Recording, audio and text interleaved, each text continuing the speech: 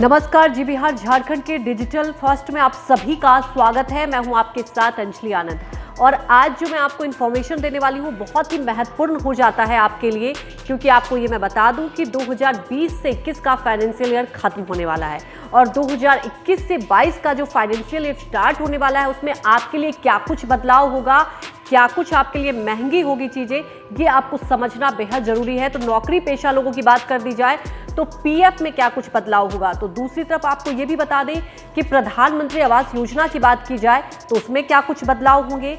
अगर बैंक की बात की जाए तो बैंक में चेकबुक की बात की जाए उसमें क्या कुछ बदलाव हो रहा है वो भी हम आपको बताएंगे। तो आप ये पूरा वीडियो देखिए और आपको एक्सप्लेन हम करेंगे कि आखिर 1 अप्रैल से अब आपके लिए क्या कुछ महंगी हो जाएगी और अब आपको कितनी जेब ढीली पड़नी पड़ेगी।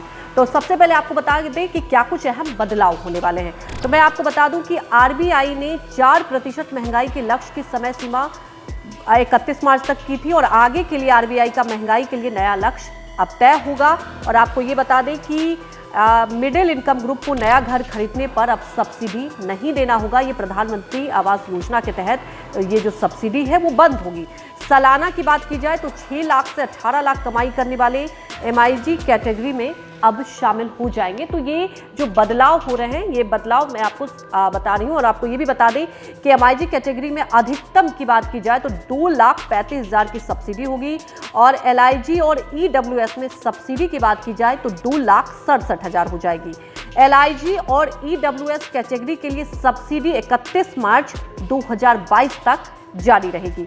वहीं आपको ये भी बता दें कि अब आधार कार्ड का पैन से लिंक बेहद जरूरी है। जी हाँ, पैन कार्ड और आधार लिंक नहीं होने पर आपके पैन कार्ड को खारिज कर दिया जाएगा और आधार को पैन से लिंक करने की आखिरी तारीख 31 मार्च ही है।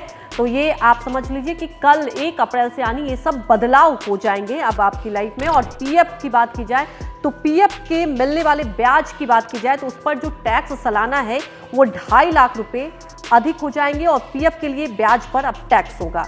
और आपको ये भी बता दें कि अब तक वित्त वर्ष में 2.5 लाख तक ईपीएफ में निवेश की बात की जाए तो निवेश ही टैक्स फ्री होगा और नियोक्ता की तरफ से योगदान नहीं होने पर टैक्स फ्री सीमा अब 5 लाख कर दी गई।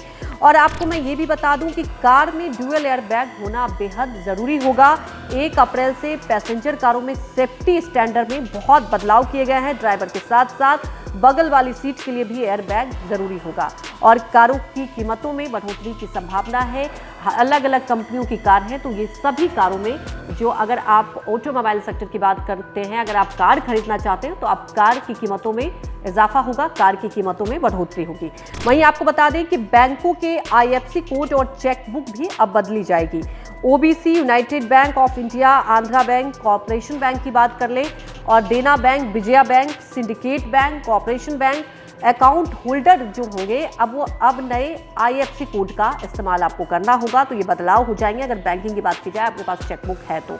और 10 सरकारी बैंकों के विलय के बाद आईएफएससी कोड अब चेकबुक में बदलाव हो जाएगा। जी हाँ, ये बहुत अहम जानकारी आपके लिए, क्योंकि बैंक का काम तो हर लोगों के लिए रहता है। हर कोई बैंक जाते हैं और बैंक में अपना खाता खुलवाते हैं। तो अगर आप बैंक में आपका खाता है इन बैंकों में तो आपको ये बदलाव हो सकता है। और आपको बता दें कि आईटीआर फाइल नहीं करने पर अब और सख्ती बढ़ेगी। जी हाँ, तो अगर जो लोग अभी ढिलाई बरतते हैं तो आपको ये बता दिया जाए कि अब जो है और सख्ती बढ़ती जाएगी। टीडीएस के नियम अब और सख्त हो गए हैं।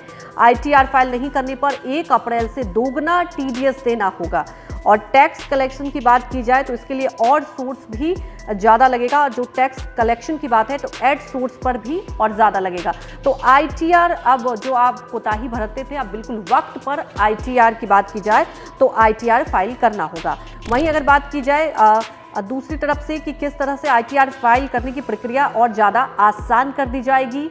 इंडिविजुअल टैक्स पेयर्स को फ्री फिल्ड आईटीआर फॉर्म दिया जाएगा जिससे आसानी हो जाएगी कि आप आईटीआर कैसे भर सकते हैं। और सबसे पहले आपको आधार कार्ड जो है उससे आपको पैन को लिंक कराना ही होगा। ये बहुत अहम हो गया है। वहीं आपको बता दें कि रोज़मर्रा की ज़िंदगी में आपके लिए क्या कुछ बदलाव होने वाले हैं, कितनी चीज़ें महंगी होने वाली है 1 अप्रैल से। आपको ये भी बता दें तमाम ऑटो कंपनियों की बात की जाए तो ये कीमतों में बढ़ाने का ऐलान कर दिया है। और आपको ये भी बता दें कि टीवी भी महंगी हो जाएगी और आप चाहे कोई भी कंपनी की टीवी लेंगे तो उसमें भी अब कीमत में बढ़ोतरी हो जाएगी। मोबाइल फ़ोन महंगे हो जाएंगे, एसी भी महंगी हो सकती है, साथ में हवाई सफ़र करना भी महंगा हो जाएगा। तो 1 अप्रैल की बात की जाए तो ये आपके लिए ध्यान में रखना होगा कि ये चीज़ आपके लिए महंगी हो जाएगी। और ख़ास बात ये है कि ITR की बात की जाए तो उसमें आपको वक्त पर अब भरना होगा, ये कोताही नहीं कर सकते। तो मुझे लगता है कि ये वीडियो देखकर आप समझ गए होंगे कि अब आपको कितनी महंगाई बढ़ने वाली है और आपकी जेब कितनी ढीली होने वाली है। तो मुझे लगता है ये वीडियो देखकर बदलाव को लेकर आप समझ गए होंगे। ये वीडियो आपको अच्छा लगता है तो इसको शेयर भी कीजिए, लाइक कीजिए, सब्सक्राइब कीजिए। शुक्रिया।